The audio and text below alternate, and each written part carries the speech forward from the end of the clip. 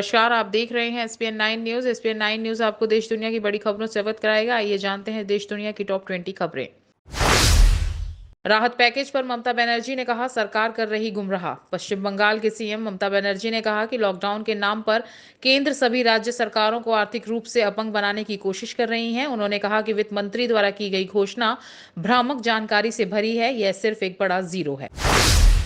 देश में कोरोना संक्रमितों की संख्या 77,000 के पार। देश में अब तक 77,000 से अधिक लोग कोरोना से संक्रमित हुए।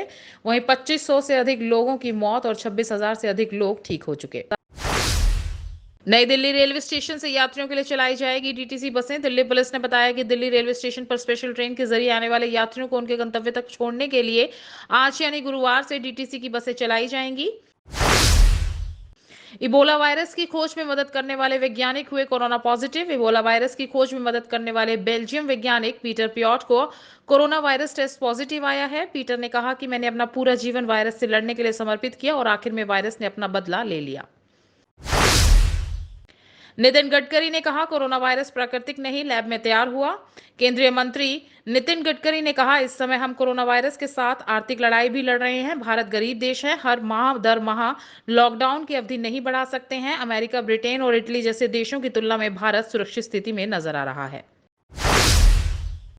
अमेरिका में मौतों का आंकड़ा 83,000 के पार। अमेरिका में कोरोना संक्रमण से मरने वालों की संख्या बढ़कर 83,000 के पार हो गई है, जबकि संक्रमण के मामले 14 लाख से अधिक। बढ़ते संकट के बावजूद यहां कई प्रांतों में लॉकडाउन खोलने का फैसला लिया गया है, जिस पर विशेषज्ञों ने चिंता जताई।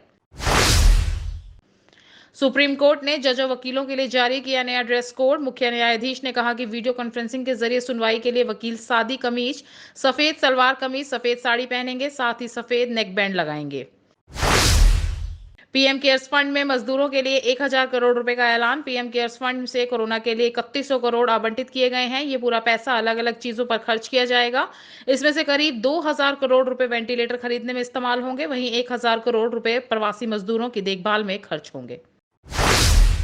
जल्द ही चलेंगे शताब्दी समेत अन्य ट्रेनें। भारतीय रेलवे ने दिए संकेत। केंद्र सरकार ने एक अहम फैसले में कहा कि जल्द ही शताब्दी समेत अन्य मेल एक्सप्रेस ट्रेनों को चलाने की अनुमति दी जाएगी।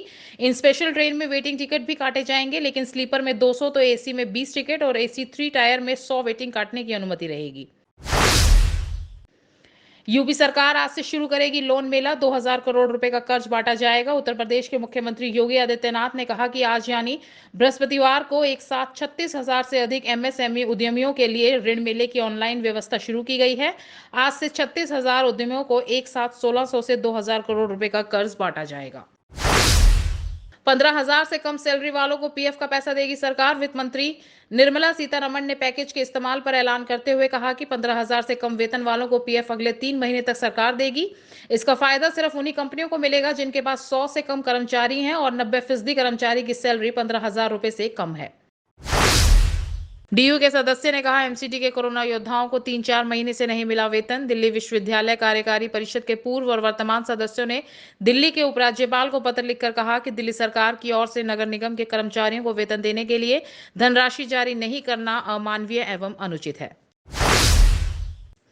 उर्वशी रौतेला ने दिया workout challenge. Bollywood actress Urvashi Rautela ने इंस्टाग्राम पर फोटो शेयर करते हुए कहा, एकाग्रता, प्रेरणा, समर्पण, चलो यह कोई बहाना नहीं है। क्वारंटाइन के दौरान #बॉडी बाय उर्वशी चैलेंज। मुझे आशा है कि इस समय हर कोई स्वस्थ और मजबूत है। सुरक्षित रहें। रणदीप सुरजेवाला ने कहा, आर्थिक पैकेज में सरकार ने गरीबों को एक पैसा नहीं दिया। कांग्रेस नेता रणदीप सुरजेवाला ने कहा कि लाखों देशवासी मजदूर जो हजारों किलोमीटर की यात्रा कर पैदल घर वापसी को मजबूर हैं, उनके हाथ प्रधानमंत्री नरेंद्र मोदी व वित्त मंत्री ने फिर खाली हाथ छोड़ दिए। ना उनके हाथों में सीधा पैसे देने की घोषणा हुई, ना उनके घर वापसी जाने का खर्चा वहन करने की घोषणा हुई।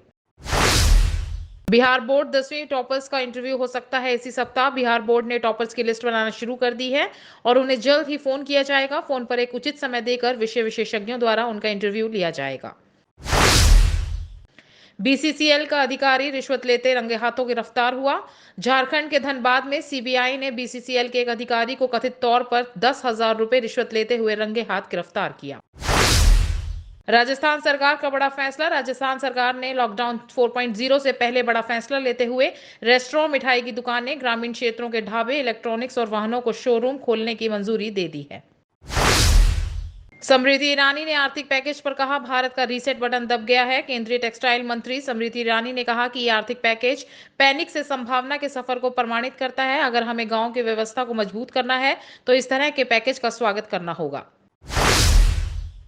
भारत ने एससीओ बैठक में पाकिस्तान को लताड़ा। विदेशी मंत्री एस जयशंकर ने कहा कि दुनिया कोरोना से लड़ रही है और कुछ लोग आतंकवाद जैसे घातक वायरस फैलाने में व्यस्त हैं। फेक न्यूज, डॉक्टर्ड वीडियो का इस्तेमाल समुदाय और देश को बांटने के लिए किया जा रहा है।